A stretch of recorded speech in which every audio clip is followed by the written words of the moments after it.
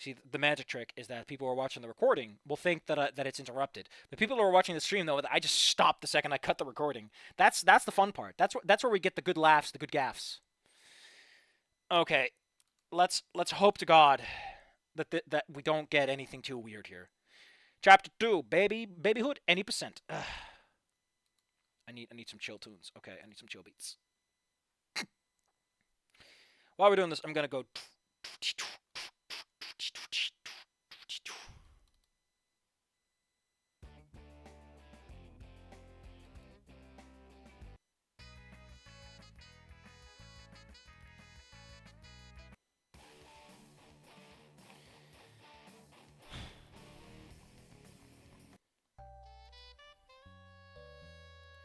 My name is Anon Agos now. Anungus. Not a Homo sapien. That's 2 words. Also, technically speaking, it's Homo sapiens and it's Homo sapien sapiens. Hold on. Let me tell you this.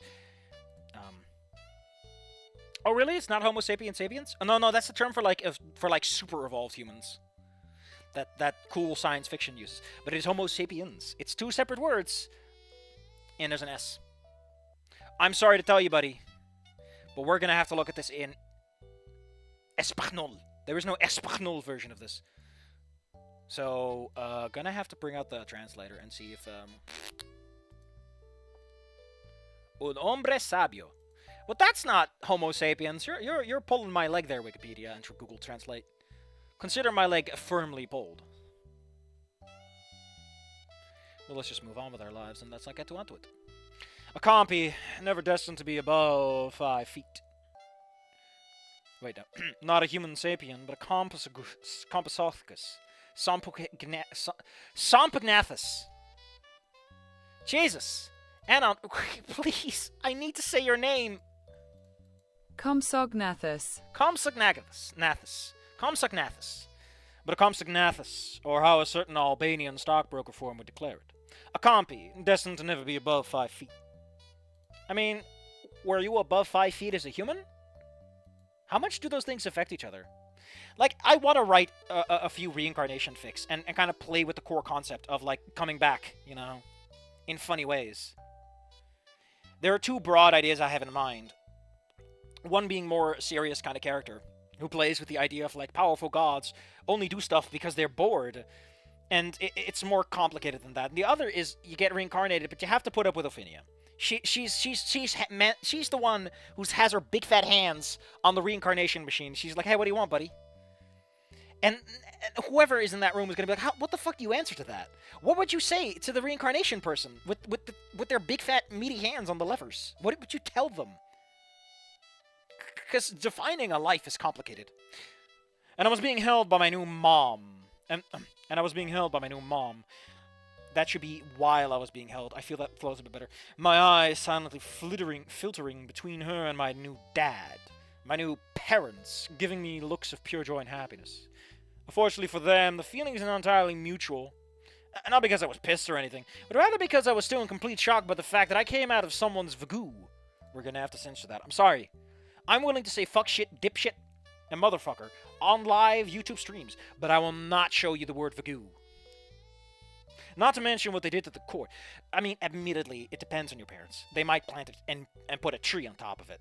Look, Anon, that's your... that's your umbilical tree. It's gonna strangle you. That's how you die. How the fuck was this possible? I opened my mouth on instinct to speak, but only let out a distressed gurgle, stirring in the wrapped blankets.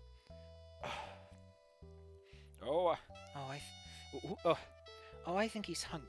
No, this... Okay, the mom is Joan. Oh, I think he's hungry, Joan.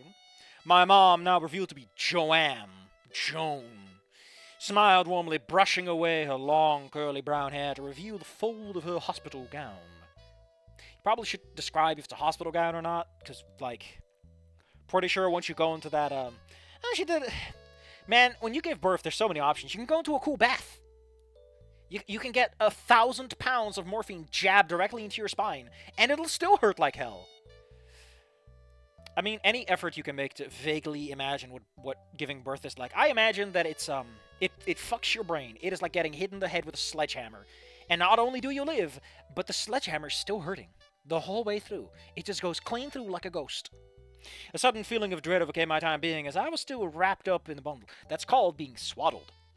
My man, you are swaddled. To wrap someone, especially a baby, in garments or cloth. Just giving you want to be writing Anon as a baby reincarnated in a new body, people. A little extra work. A little extra words to work with. Joanne opening up the hospital gown as my eye. Oh no, no. She reached in. Oh wait, no. It's like they knew. It's like he knew this is very creepy and technically non-consensual in a way that's not gonna fly. Not gonna fly. It's so weird. The fact that Anon isn't even comfortable with it just makes it worse. Here's the thing, right? Let me ask you a question. Let me ask you a serious question, okay? Would they know or care? Like, we've been looking at this from Anon's perspective, and it's fucked up. But imagine you're the parents. You're Joan and this weird man. And you find out, hey, I'm not your son. I'm like an 18-year-old guy when I was 0 years old who fell into a grave and fucking died, and now I'm here. Or at least that's what I remember. How do you deal with that? Is he still your son? Would you accept him? Would you? I don't know, man. It sounds complicated to me. Sounds very complicated to me. It's a bottle of instant formula. I paused before I blankly stared. Hold on, I need to slap the yawns out of me. Ow! Ooh. I paused before I blankly stared up at the ceiling. Sweet relief and repose washing over me. There were probably certain people on a certain Mongolian basket weaving form would fucking kill to be in my position and get a chance to. And gonna have to pull you aside, buddy. And I have some bad news. Those are like way low on the list of people who would kill to be in your position. I can assure you, they are not that high up if they're on a Mongolian basket weaving form. I'm just telling you, Anon. I've seen some shit. I've been some places, and I've seen too much to know. Although, admittedly, a lot of people probably know this from Yakuza, where they also play around with the idea in various funny ways. So, fucking loser, go play some good video games. Yakuza's great. Ugh. Joanne gently placed the bottle at the end of my snout. I imagine, personally, I would have gone with, like, you know, what they do with birds and stuff. You know, gotta squeeze it. Because I can't see muzzles working like that, though. In fact, the way the humans smooch and everything is very complicated. When we get right down to the mathematics. The math that fuels my body. At first, I was hesitant, the fake teat in my maw, before realizing that if I didn't start drinking, she was probably going to think that I preferred the other method. So steeling myself, I started suckling like a baby, of course, slowly draining the bottle as my eyes peered around. I didn't recognize the hospital, but it was definitely in the USA if the doctors and my parents indicated anything. Can you imagine you're reincarnated, but you're in Spain? It's like, god damn it. All those years of Spanish I skipped out on. Shit. Fuck. I looked to the right wall before pausing on seeing a distant calendar. And then I almost choked in the formula upon seeing the year. 201,000,2001. I was set back a bit. Not exactly in the way I'd ever imagine, but... Hold on. But more properly worded in a terrible synopsis title of a shitty light novel to hook dumbass readers. It'd probably be something along the line of, I got reincarnated as a compy 18 years before my agonizing mistakes. But this wasn't some light novel. This was real... Okay, listen, I like doing those kinds of references. And I guess it's something Adol would do, so you get a pass. Anyone else? No. Maybe Fang, though. Maybe Fang. Not because... No, Stella would. Stella would. This is real life. What the fuck was I even gonna do? Nothing. That's when I decided, as I stared up at the dark ceiling of the hospital, my thoughts occasionally broken up by another mewling newborn stirring in their crib. If there was any slightest chance that they were alive, that all my fuck-ups had been undone, if there was even a single chance that they were alive, you should probably emphasize that in some fashion, because you're referring to a specific set of people that are not in the scene. Just saying, you have to reestablish that stuff. It implies you're thinking about the baby. Also, there's this thing called spontaneous "your baby is now dead" syndrome.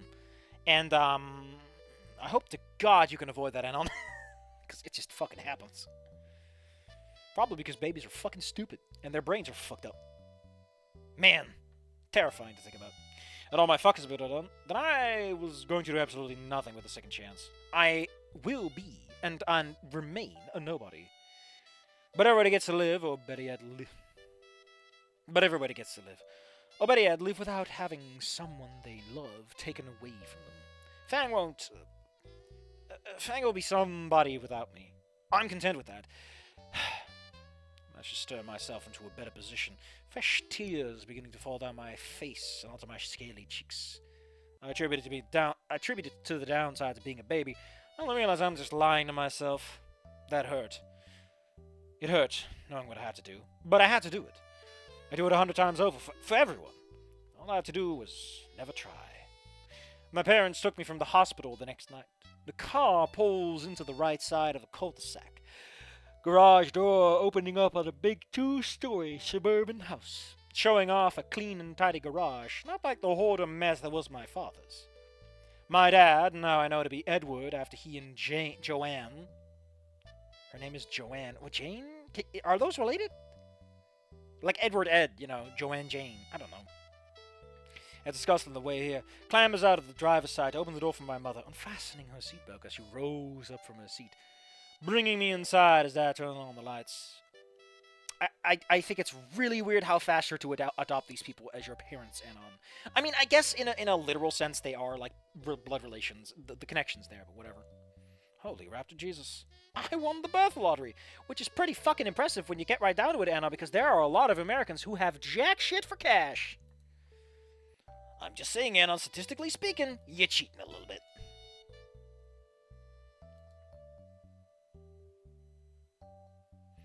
I've never seen Comic Sans used since there's a threatening aura, Jesus.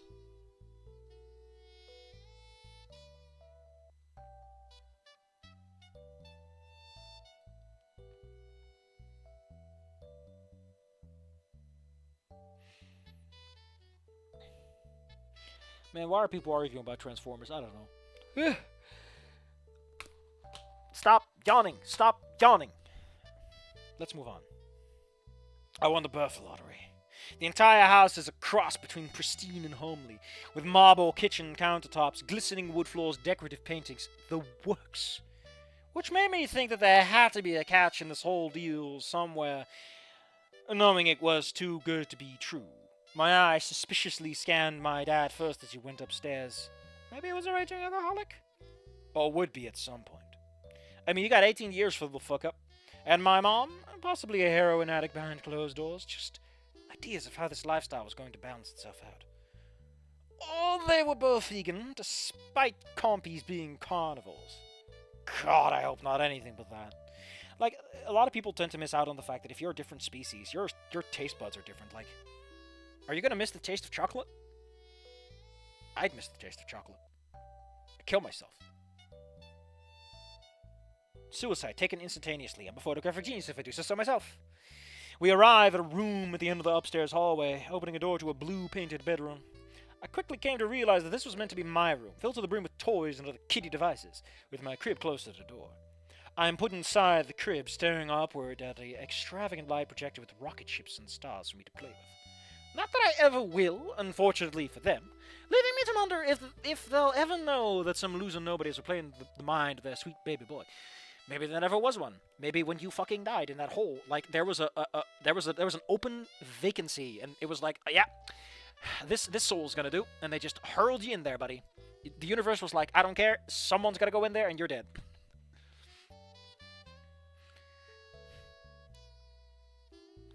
He's so quiet, Joe noted, to which I wondered if I had to start bawling and make a scene to avoid any sort of suspicion. Before pausing again, noticing that Edward was hugging Joanne close. He called her Jane. Maybe that's translation or old holdovers, who fucking knows. Their snouts nuzzling against one another. Must be from your side, she said, snout grinning happily. I don't know if you would describe a mother as grinning. That's such a weird thing to grin to, though. But maybe I just don't know. I've never seen a mother with a newborn baby that is apparently possessed by the spirit of a dead man. I don't think I ever will. Sounds neat. And as they looked back down upon me, I somehow knew they were good folk, not fucked up or twisted, maybe too hard-working, at least for Edward's case now that I recognized slight bags under his eyes. But that was hardly a problem. But that was hardly not a problem? What? Not like my real parents. The ones who only gave the bare minimum of a shit about me. With that thought, I yawned, realizing that the two Compsognathicus... Jesus Christ, we gotta put it through the fucking translator, because I can't pronounce this. Compsognathuses. Compsognathuses.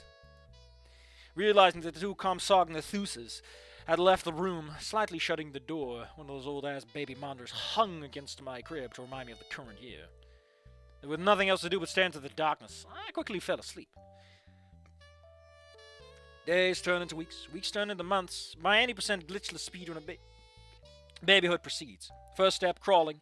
As soon as I had the strength in my arm, I was moving, adjusting to my weird new dino body. Edward was gone for work most days of the week, leaving Joanne to take care of me. Though I possibly gave her the easiest time of her life compared to other wives. Mothers, you should say. I feel mothers is the better term. Housewives is such a weird way to describe that. I haven't bawled or cried, and instead waited patiently in bed. The only time I ever make scene is when, Okay, cool. I looked down at my diaper. And to think there are people who are into this shit. Potty training is at the 18-month milestone.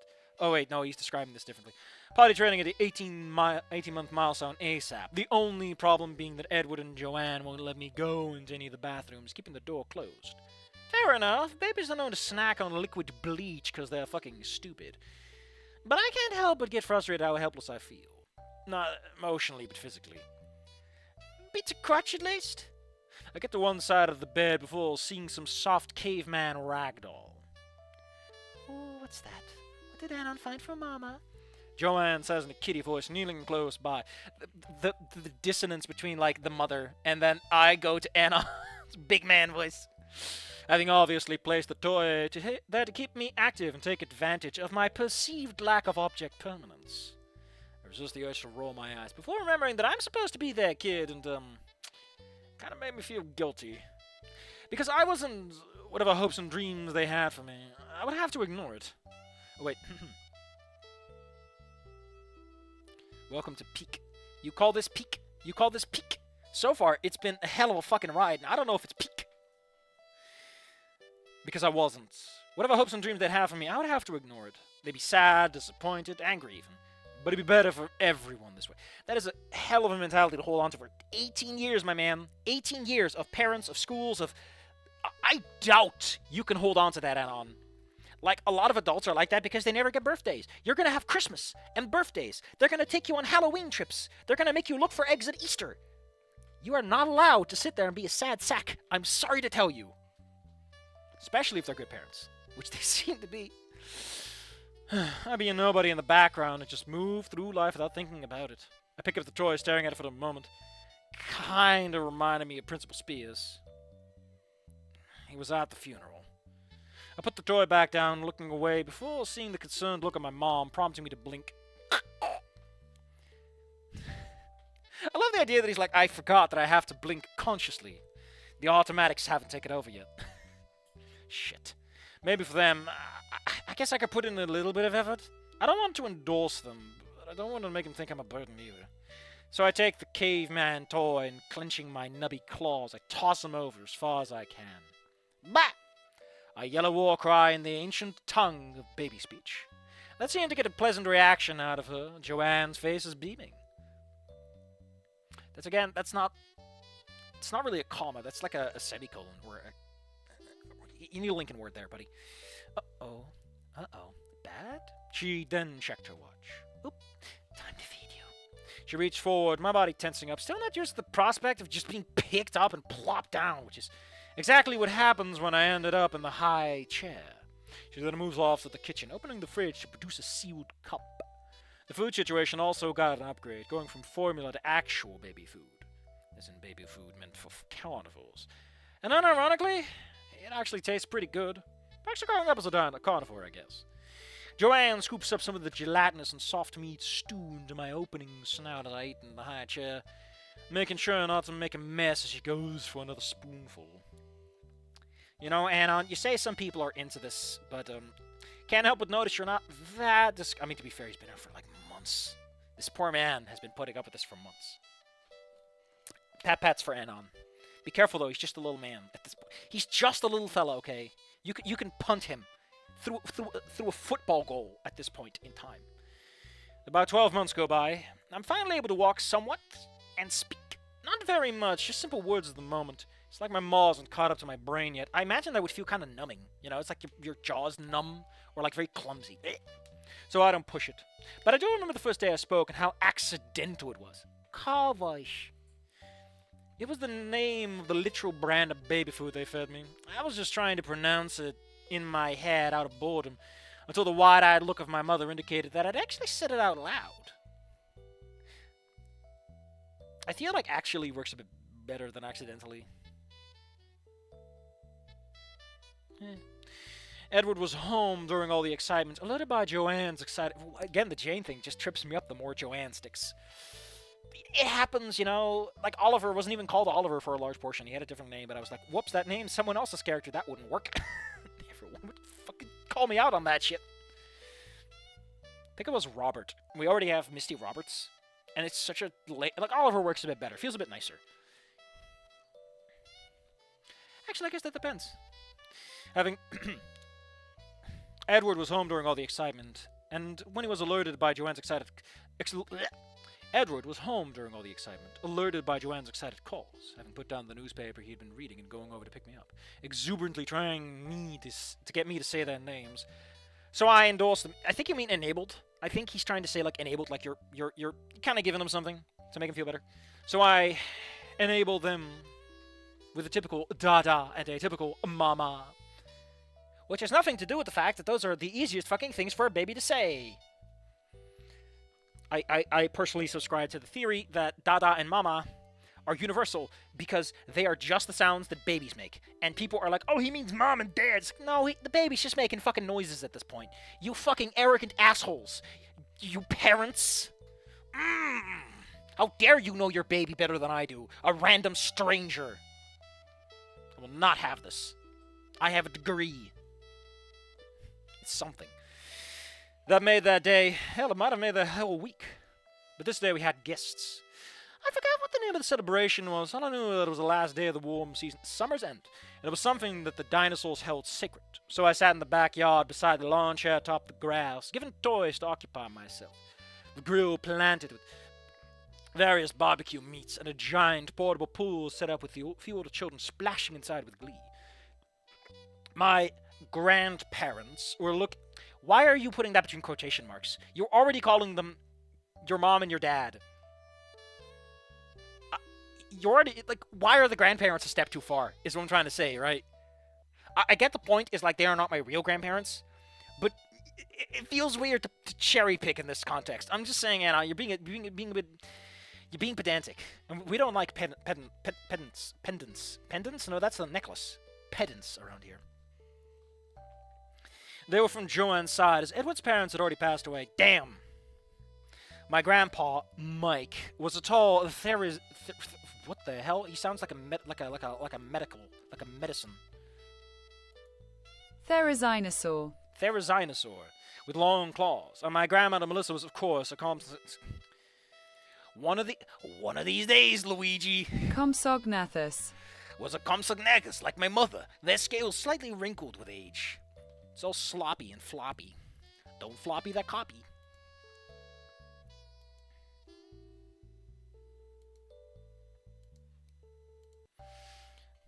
Can you say granddada? Mike asked with a happy mouth. Granddada. Oh, Melissa is almost leaning forward off of her chair. Why not just say she's almost leaning off of her chair? Say grandmama. Grandmama! She gasps, claw over her heart as she leans her head against Mike. Oh, he's so precious. Yeah, and perceptive too, just like it is. Grandpa leans back in his chair. Who knows? Maybe little Anon will end up as... I like how he's called Anon, but everyone else is called, like, Edward, Mike, Melissa, and my son, Throckmorton. God, I love that fucking stupid... Your cousin, Throckmorton, the skateboarder. What kind of name is Throckmorton? And why is it the best name ever? When I die, put Throckmorton on my tombstone, irrespective of what's going on. People will think I'm cool. Who knows? Maybe little Anon will end up as tall as me one day, too. Mike hoped as he sipped from the diet soda, somehow not pincushioned in his long claws. Melissa placed a claw over those scissor-like digits. Oh, hush you, she smiled. I never want him to go. He's just so adorable. You could almost eat him, which as a carnivore is probably good for you. Hell, you probably eat your young. I mean, humans don't eat their young for a variety of reasons. One of which you got a lot. You only get one. So you kind of want to save him. She then turned her head.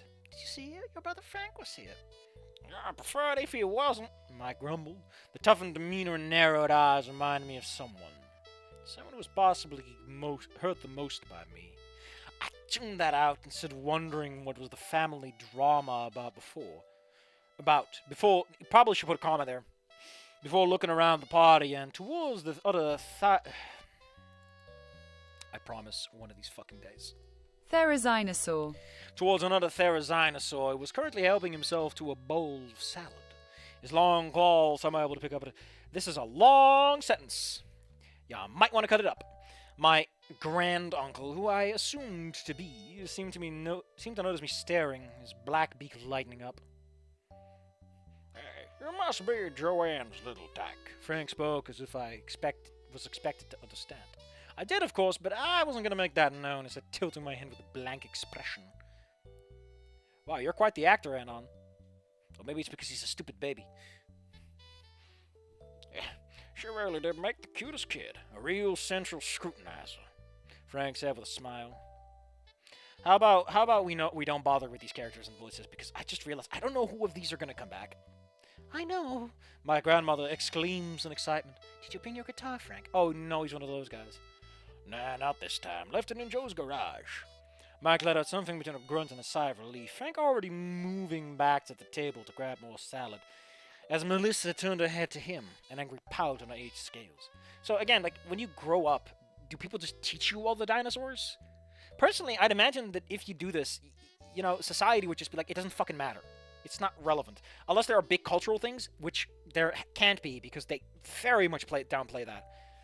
Like, you would describe someone by the features they have. I don't know. It's like one of those things where it's like you're getting dangerously close to world building there, buddy. You might want to ease up there. What was that? What was what?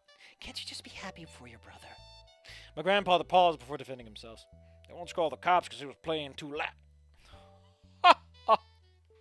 The loud laugh broke up the argument, seeing my dad greet another arriving couple. Two baryonyxes, the husband interlinked arms with my dad like a Viking handshake. Meanwhile, the wife stood by the sidelines, hugging my mom and separating, the baryonyx showing her own baby in her arms. So, when I was first introduced to this, I hadn't seen much of Wani Gator yet. And I'm pretty sure that the creator of this didn't know what Olivia's dad looks like either, because he shows up in one ending. That poor guy just sidelined out of Olivia's life. He doesn't even get a line. Like, Inko's dad gets a line. He gets that much. Oh my goodness, is that the Halfords? My grandmother asked before gasping. And they have a baby. That Halford kid was raining hell from above, helping Ed while he was down there fighting in Pangea. Mike took another sip from his can. If anyone deserves a kid of their own, it's definitely them. My dad was a soldier?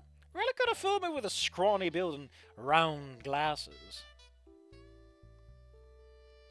I mean, just to put it in context, Anon, someone's got to drive the car, and you don't need big arms to drive a car. only to pull out of the ditch. My parents and the Halfords approach, greeting my grandparents as I watch the exchange. Mr. Halford is giant compared to my father, selling the real commando look with his neck-length hair, which made it ironic that Edward was the soldier, while the baryonyx must have been Air Force, going by my grandfather's words, showing off their small bundle to them first, before they both let a collective paw. Show it in, hon. I blink as they approach, Mr. Halford smiling before kneeling down to show me. Two cold grey eyes blankly look back at me, stubby snout closed. The tiny baryonyx begins to squint her eyes in some form of infant suspicion. Okay, I couldn't help it. Aww, I blurt out, the parents pausing before bursting into laughter, perhaps thinking I was mimicking my grandparents. Little baby peering away from me, and looking at the source of this noise with annoyance. Mr. Halford stood back up as my dad asked a question. What's her name? What's her name? Mr. Halford smiled as Mrs. Halford smiled as Mr. Halford answered. Olivia. Oh no! Oh no. Honestly, I think it'd be a Caillou twist if Olivia ends up being a conscious baby too. You know, she's also in the situation. That'd be neat. I just think that'd be fucking great. You know, because usually it's just the one person who gets reincarnated and everything. But having someone else who's not even... Hold on. Imagine you get reincarnated and you find out that someone else, unrelated to you, also fucked up, and they're in the same boat. And this is the only person you can share it with. You can't put away your feelings because this person kind of digs them up by definition of existing. That's an interesting concept. Maybe I'll put it in one of those 2 stories I'm going to write. Probably not, because I'm not even writing them so far. That's a beautiful name. I remember on the phone yesterday. He tilted his head. You sure? Yes, we are. I don't even know what we're dealing with. Yes, we are. He looked to my parents. Olivia's getting baptized next week. We'd like you two to be there and become a godparents. My grandmother gasped before standing up to celebrate. My grandfather... Okay, listen. There's a rule I like to have, which is don't have too many characters in one scene. We have mom, dad, mom, dad, mom, dad. We have 6 characters, plus Olivia, plus Anon, in one scene. That's a lot of characters.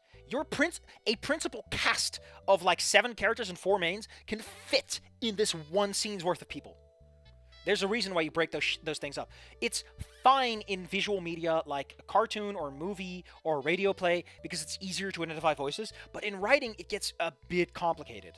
Like, you gotta be more careful with that. You really shouldn't make a chapter 2 of all things. Anyway. My grandmother gasped before standing up to celebrate. My grandfather blinking in surprise as he sat shocked atop his chair, having punctured the soda can with his claws. Some of the guests having turned their heads at the commotion before coming over to congratulate my parents. Oh, I forgot. It's because the godparents... I forgot that detail. It's because they're going to be godparents. Apparently, that means something. When I first started reading this... Don't worry, we're almost at the part where I stopped reading. I never knew that, like, godparents actually had a meaning. I thought it was just like, oh, it's cute. They're the godparents. They're the cool guys. No, it apparently means something. I don't know how God feels about that, but we'll figure it out. All the while, I could see Olivia, grey eyes still silently looking down at me, snout closed, giving me that same squinting look. I resisted the urge to shrug, turning around to hang out on the grass. From my limited experience, being godparent didn't mean much, just a glorified title of declaring someone to be your absolute bestest bud. I doubt anything. Oh God, don't stop foreshadowing, Anna. That's illegal. Yeah, this is just chapter 2. Any interesting comments? Most surreal fic. Boyfriend of a school gets reborn as a baby. Boyfriend of a school shooter gets reborn as a baby with a snoot. What a twist! Oh man, that's Toriel. Panicked Frank Castle meme. Olivia Nassertak. Oh come on! When does everybody hit Naomi? Well, it's probably because writing Olivia and Naomi is gay.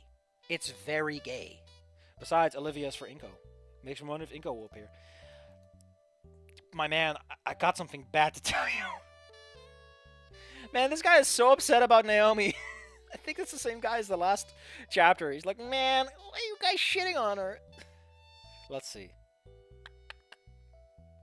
No, that was Drip Hakumen.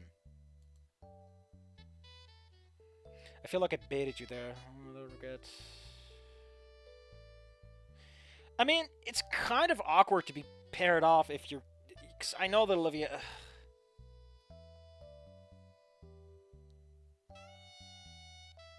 Okay, hold on. Hold on. Hold the phone. Hold the phone. Even in Snoot Game, although she acts as... She is the antagonist!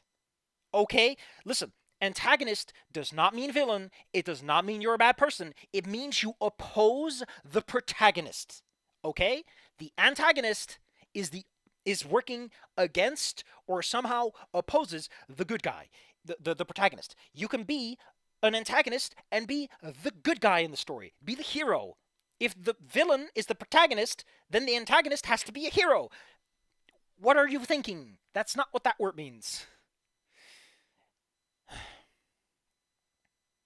I mean, Anon's pissed off because he doesn't like being manipulated. And he just doesn't like her peppy beat. So it's not unreasonable. It's just how he wants people to be. You know, personality clashes.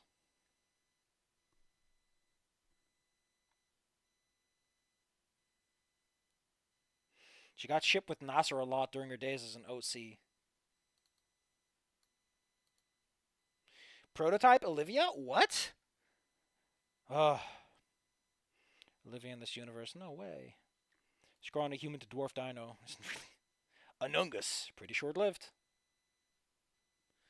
Reborn is a fucking compy. I would stack the Ford and this cool dude is having a time. The Zappa reference. Ugh, man, there's all these references I'm not even catching. I'm such a loser.